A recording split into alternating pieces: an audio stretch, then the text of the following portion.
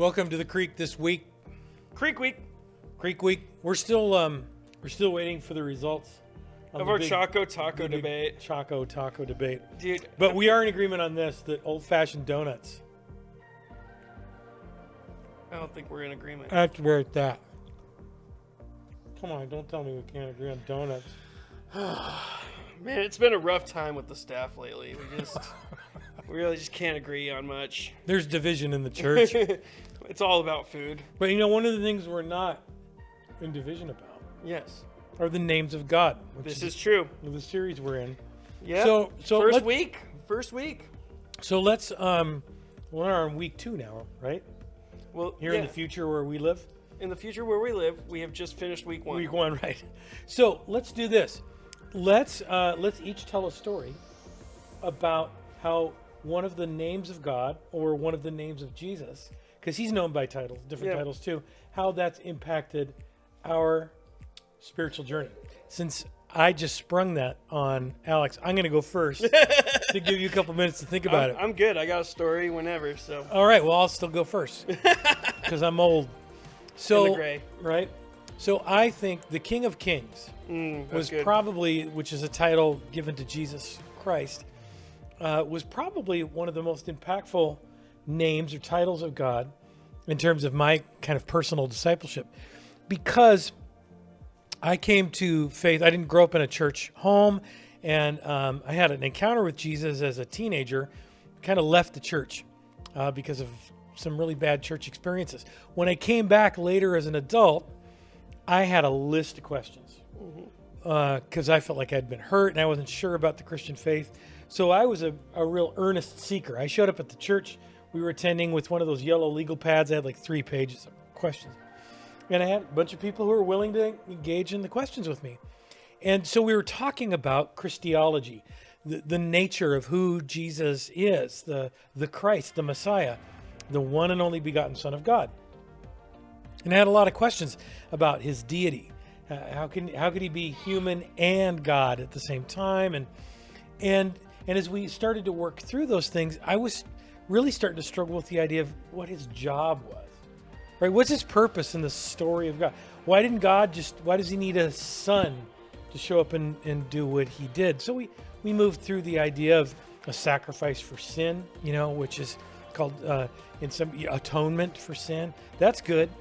But then I also thought, well, why do I need him as like the leader of my life?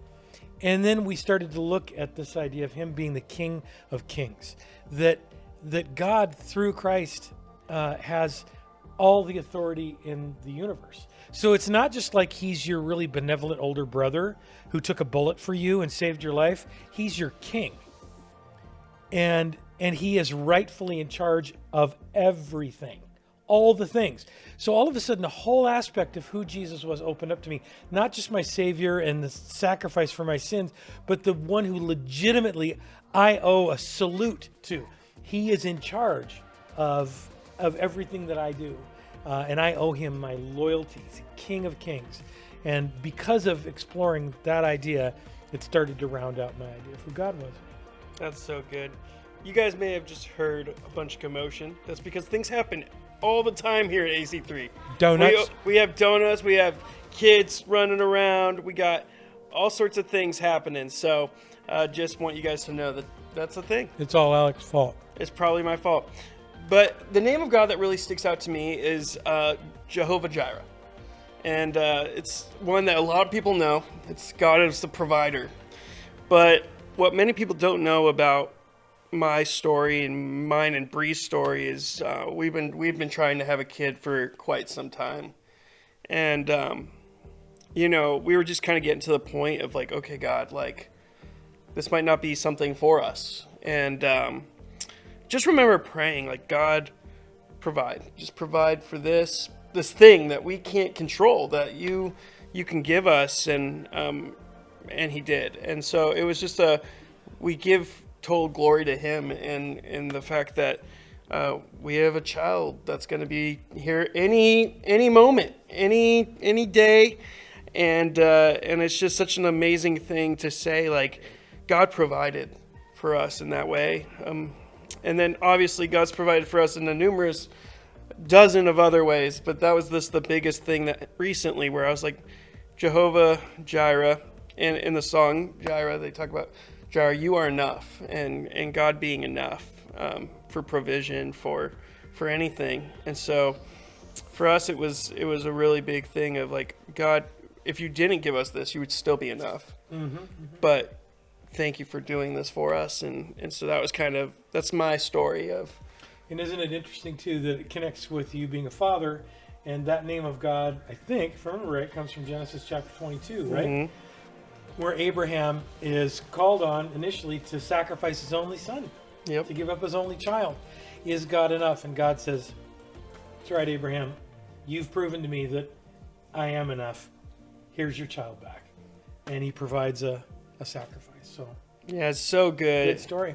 So good. And we really, I'm so glad, Dan, that you've taken us through this journey of the names of God. I think this is just such a powerful thing.